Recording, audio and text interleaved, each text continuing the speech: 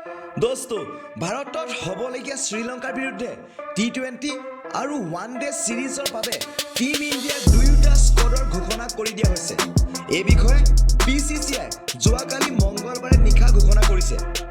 दोस्तों যদি আপোনালোকে জানিব বিচাৰিছে বিসিসিআই প্ৰকাশ কৰা হে সম্পূৰ্ণ টি20 আৰু ওডিআই টিমৰ স্কোৱাডৰ বিষয়ে তেন্তে ভিডিঅটো শেষলৈকে চাই থাকক।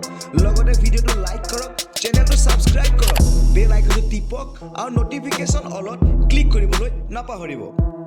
दोस्तों হাৰ্দিক পাণ্ডিয়াক টি20 সিৰিজৰ বাবে দলৰ কমাণ্ড দি দিয়া হৈছে। আনহাতে ৰোহিত শৰ্মাক ওৱান ডে সিৰিজৰ দলটোক নেতৃত্ব কৰিবলৈ দিছে। এবাৰ টি20 সিৰিজত ৰোহিত শৰ্মা, বিৰাট কোহলি আৰু কেএল ৰাহুলক আৰাম দিয়া হৈছে। আমি আপোনালোকক জনাও যে বাংলাদেশ ভ্ৰমণৰ পিছত টিম ইণ্ডিয়াৰ সকলো সিনিয়ৰ খেলুৱৈসকলক ৰিলেক্স দিয়া হৈছে। তেওঁলোকক টি20 শৃংখলাত খেলিবলৈ সুযোগ দিয়া নাই, কাৰণ কেপ্টেইন ৰোহিত শৰ্মা এতিয়াও বুঢ়া আঙুলি আঘাতৰ পৰা আৰোগ্য হোৱাই নাই।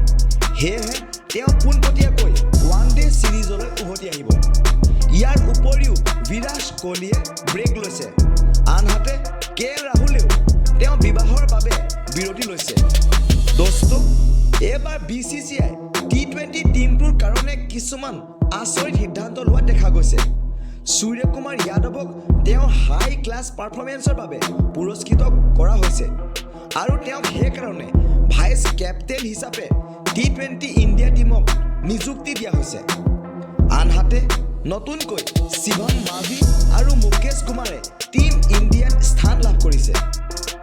दोस्तों টি20 শৃংখলাৰ বাবে টিম ইণ্ডিয়াৰ খেলুৱৈসকল হৈছে captain Hardik Pandya, vice captain Suryakumar Yadav, wicket keeper batsman Ishan Kishan, Ruturaj Gaikwad, Shubman Gill, Deepak Hooda, Rahul Tripathi, Sanju Samson, Washington Sundar, Yuzvendra Chahal, অক্ষৰ পটেল, अर्शदीप सिंह, उमरान मालिक, শিৱম মাভি আৰু মুকেশ কুমাৰ।